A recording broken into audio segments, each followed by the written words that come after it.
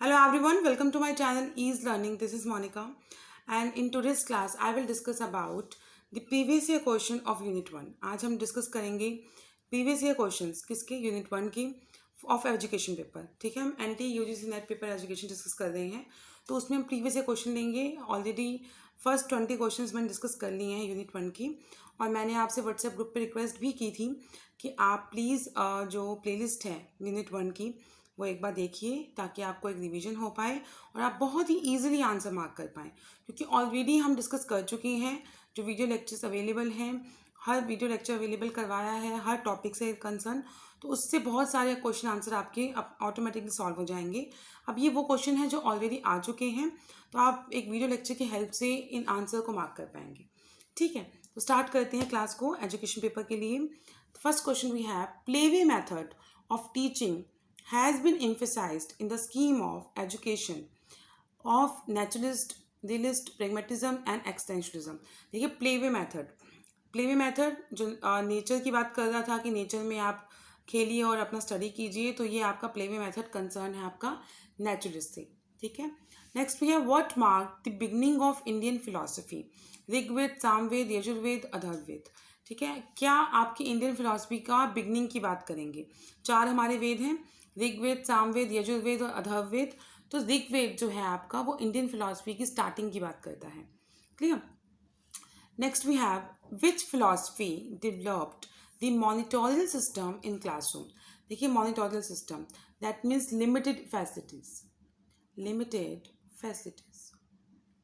ठीक है, तो लिमिटेड फैसिलिटीज़ स्टार्टिंग से ही थी. तो स्टार्टिंग में हमारा जो कल्चर था क्लासरूम में, वैदिक पीरियड के टाइम की बात है, जब एक वैदिक कल्चर था और आपके पास लिमिटेड फैसिलिटीज़ थी और आपको जो गुरु थे वो ज्ञान दे रहे थे.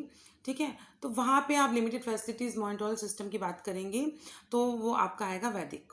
वेदांता, इस्लाम, बुद्धिज़्म एक अलग चीज़ है, वैदिक कल्चर की बात हो रही है, तो वहाँ से भी आप आंसर ईजिली मार्क कर पाएंगे. Next we have pragmatism as a school of philosophy.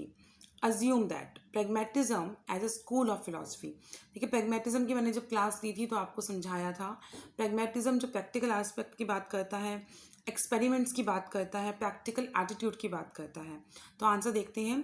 Learning take place through pure trial and error. देखो लर्निंग जो है ट्रायल और एरर से बिल्कुल प्रैग्मेटिज्म के साथ मैच नहीं करती. क्यों? क्योंकि ट्रायल और एरर करेंगे लेकिन प्रैक्टिकल एटीट्यूड की बात नहीं करते ना. देखेंगे ट्रायल और एरर में. Prediction can be made only in terms of probabilities. हो सकता है कि प्रोबेबिलिटीज़ की हेल्प से ही आप प्रेडिक्शंस को कर पाएँ कि प्रोबेबिलिटी होगी तो प्रेडिक्शन ठीक है, प्रोबेबिलिटी नहीं होगी तो प्रेडिक्शन गलत है. दैट मीन्स ये कैसा एस्पेक्ट है, ये एक प्रैक्टिकल एस्पेक्ट है. ठीक है. Third we have laws governing the universe is the only universe. जो यूनिवर्स ने हमें लॉज दिए हैं, वैल्यूज़ और सिद्धांत दिए हैं, वही है सब कुछ. तो ओनली वाला आंसर तो वैसे भी आपने एलिमिनेट करना है.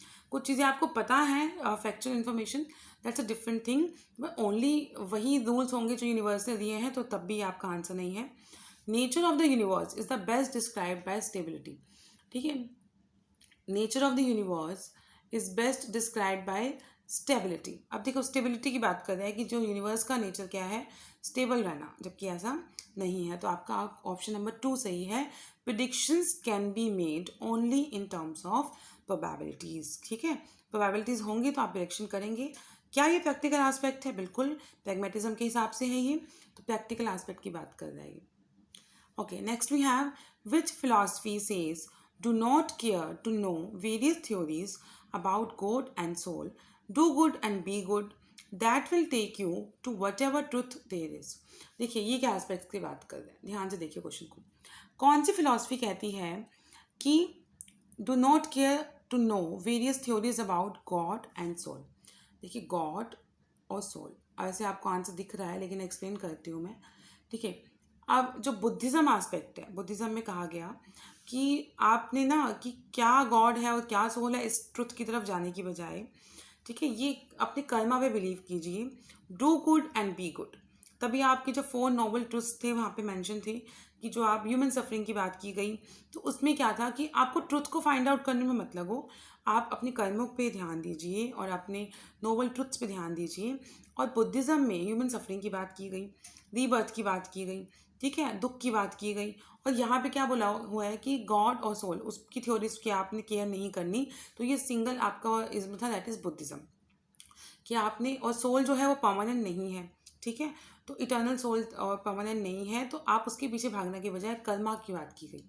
तो ठीक है, do good and be good, यहाँ से आपको आंसर ईजिली मिल जाता है।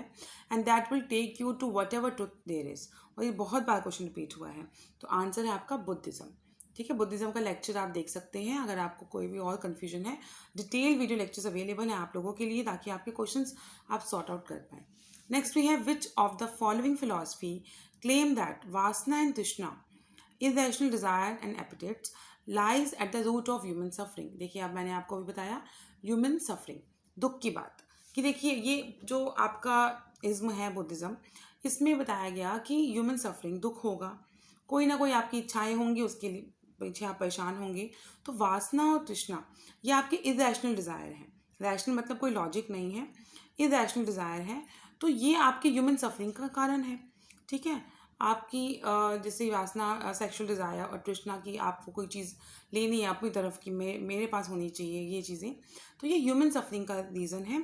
तो ये इज्म, ह्यूमन सफरिंग, दुख की बात की गई बुद्धिज़्म में। ठीक है, और आपका रूट है, मतलब कि रूट कॉज है आपके दुखों का, तो उसकी बात की गई कि कौन सी फिलॉसफी क्लेम करती है। ये सेम क्वेश्चन 2 और 3 टाइम्स आपका रिपीट हुआ है।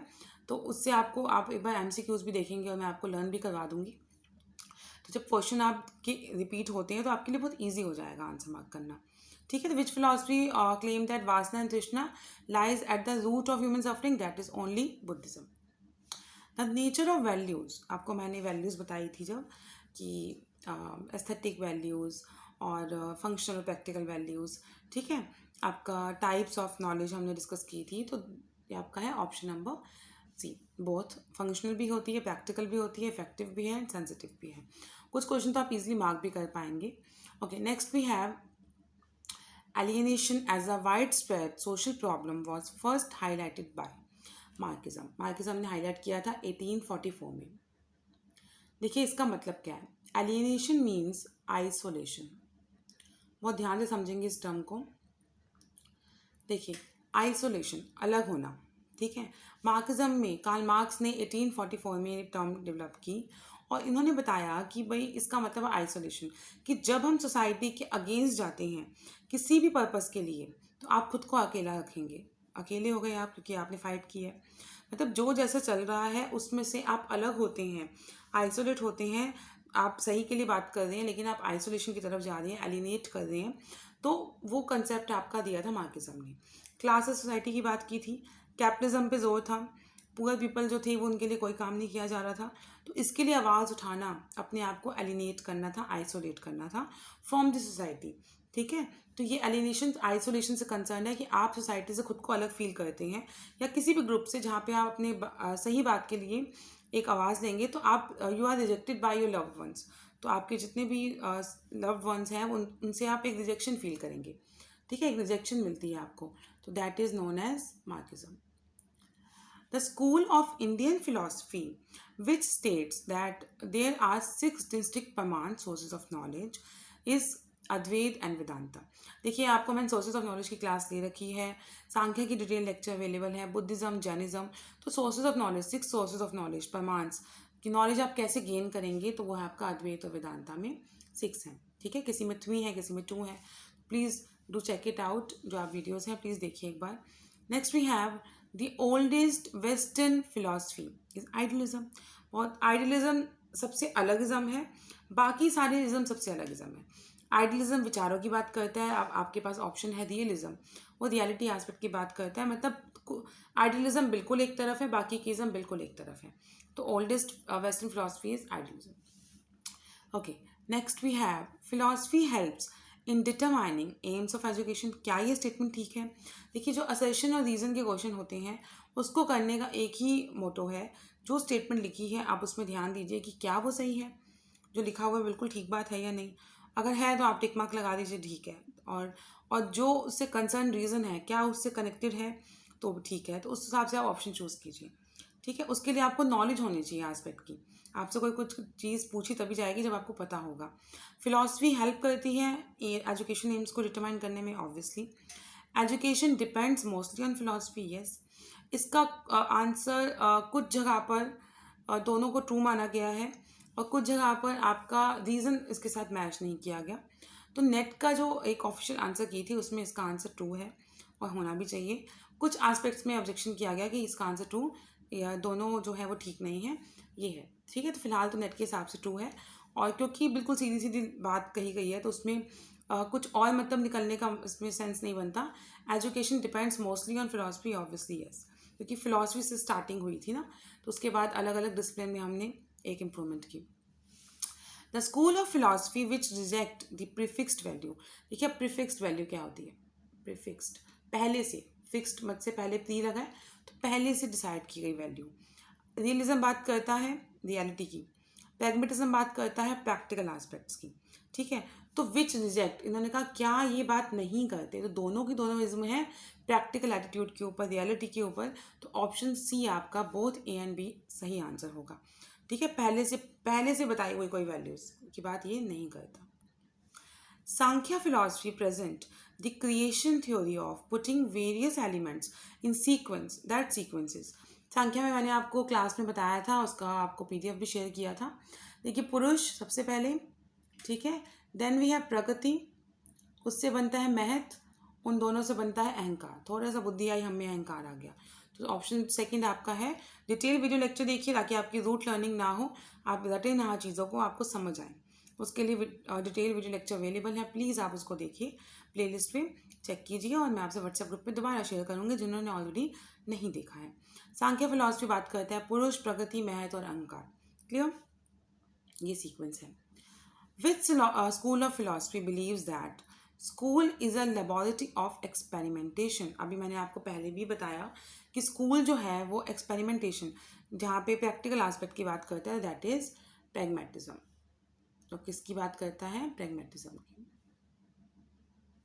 ठीक है, अब हम एक बार रिवाइज करते हैं। अभी सभी क्वेश्चंस को लर्न भी हो जाएंगे, हम साथ साथ प्रैक्टिस करते रहेंगे क्योंकि मैंने ऑलमोस्ट सिलेबस डिस्कस कर लिया है और आपका पेपर 1 के लिए 1 मिनट कंसेप्ट सीरीज में डिस्कस कर रही हूँ आपसे। तो उससे आई होप आपको अच्छी लग रही है और नॉलेज मिल रही है। एक क्विक रिवीजन ले लिया कीजिए, एक प्लेलिस्ट चला दी, 1 मिनट कंसेप्ट सीरीज़ देख ली, काफ़ी नॉलेज मिल जाएगी और कंसेप्ट रिवाइज हो जाएंगे। आप देख नहीं सकते तो सुन लीजिए। ठीक है, एमसीक्यूज़ के लिए आप जब तक एग्ज़ाम आएगा आपके पास अच्छे खासे एमसीक्यूज़ होंगे, प्रीवियस ईयर क्वेश्चंस होंगे। तो जिन्होंने लास्ट में भी वो एग्ज़ाम प्रिपरेशन स्टार्ट करेंगे तो उनके पास एमसीक्यूज़ होंगे, तो एमसीक्यूज़ देख सकते हैं।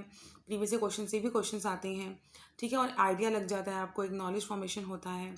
तो आपकी हेल्प के लिए हर टाइप की प्लेलिस्ट में बना रही हूँ और जिन्होंने रेगुलर सेशंस देखे हैं, स्टार्टिंग से फॉलो कर रहे हैं और वीडियो लेक्चर्स देख रहे हैं और हमारा सिलेबस बिल्कुल साथ साथ हमने किया है, तो वो उनके लिए भी, हम सभी के लिए वैसे तो उनके लिए और अच्छा रहेगा क्योंकि उनको स्टार्टिंग से कनेक्शन बना हुआ है और चीज़ें समझ आ रही हैं। तो मैराथन सेशंस डिस्कस करेंगे हम। ठीक है, मैराथन सेशन डिस्कस करेंगे हम उसमें। ओके, अब एक बार रिवाइज कर लेते हैं। Play way method of teaching has been emphasized in the scheme. Play way method आता है नेचुरलिज्म में। What mark the beginning of Indian philosophy? चारों वेद में से ऋग्वेद आपका है। ठीक है, which philosophy develop the monitorial system? वैदिक। प्रैग्मेटिज्म, जिसमें आपने प्रिडिक्शन भी लगाई तो प्रोबेबिलिटी के बेस पे लगाई। ठीक है, आपने अनुमान लगाया तो भी आपने प्रोबेबिलिटी के बेस पे लगाया कि क्या होगा। Which philosophy says do not care to know various theories about God and soul, do good and be good. मतलब गॉड और सोल के ट्रुथ के पीछे ना भागकर अच्छा करिए, कर्मा पे ध्यान दीजिए। बुद्धिज़्म में रीबर्थ की बात की गई। सोल जो है वो परमानेंट नहीं है। ठीक है, और अल्टीमेट जो आपका रोल है सफरिंग से निकलना, दुख से निकलना, उसके लिए आपके 4 नोबल ट्रुथ्स दिए गए। ठीक है, तो उसकी बात की गई। तो आपने कर्मा पे ध्यान देना, do good and be good, Buddhism. Which of the following philosophy claim that वासना एंड तृष्णा lies at the root of human suffering? Human suffering की बात की है। ठीक है, जो आपका संसार, जो आपका एक साइकिल है कि बर्थ होगा फिर डेथ होगी, तो उस संसारा उसकी बात की गई है। तो ह्यूमन सफरिंग की बात, संसारा, circle of life and death. ठीक है, और ह्यूमन सफरिंग की बात जो की गई है, दुख की बात की गई है, तो वो बुद्धिज्म में की गई है। Okay, the nature of values आपको पता है, फंक्शनल भी होती हैं, प्रैक्टिकल वैल्यूज़ भी होती हैं, अफेक्टिव भी हैं, सेंसिटिव भी हैं. Alienation as a widespread term given by Karl Marx in 1844.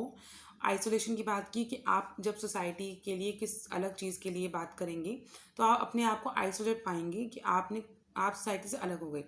लेकिन अगर आइसोलेशन और एलिएशन ना होता तो जो गलत चीज़ें चलती आ रही थी वो चलती रहती.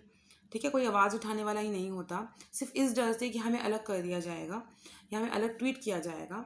तो जो गलत चीज़ें हो रही थी, जो हमारी सोसाइटी के जो बुरी चीज़ें थी, ड्रॉबैक्स थे, उसको आप दूर ही नहीं कर पाते. कितने हम जैसे डॉरी सिस्टम, सती प्रथा, तो किसी ने आवाज़ उठाई उन तभी वो काम में आई.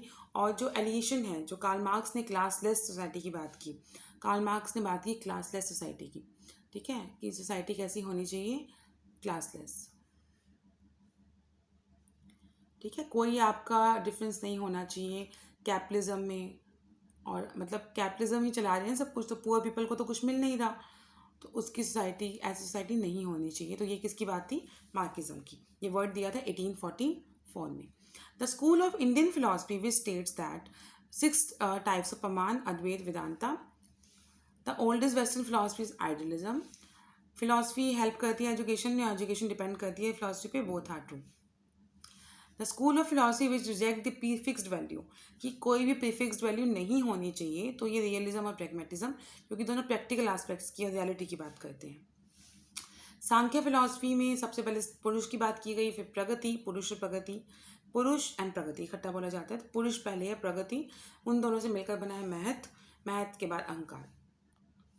Which school of philosophy believes that school is a laboratory of experimentation. कौन सी है, प्रैग्मेटिज्म. आई होप आपको इतना क्लियर हो गया है और लर्न भी हो गए होंगे प्रीवियस ईयर क्वेश्चंस जितने हमने डिस्कस किए हैं. और फ्यूचर में आपको जो फर्दर और क्वेश्चंस हैं मैं डिस्कस कर रही हूँ. और फिर हम प्रीवियस ईयर पेपर्स डिस्कस करेंगे, कंप्लीट पेपर्स. तो उनकी भी सीरीज़ आएंगी, लेकिन आप लोग लाइक शेयर कमेंट नहीं करेंगे तो एक मोटिवेशन नहीं मिलता. तो अपना काम भी कीजिए, शेयर कीजिए ज़्यादा से ज़्यादा वीडियोज़ को, ताकि मुझे और मोटिवेशन मिले. और जो आपके डाउट्स हैं, अब यूनिट 8 के वीडियो लेक्चर में स्टार्ट करूँगी, साथ साथ आपके प्रीवियस ईयर क्वेश्चन तो पेपर 1 चलता रहेगा. ठीक है, आई होप आपको सेशंस अच्छे लग रहे हैं. और अच्छे लग रहे हैं तो please do like share and comment. Thank you.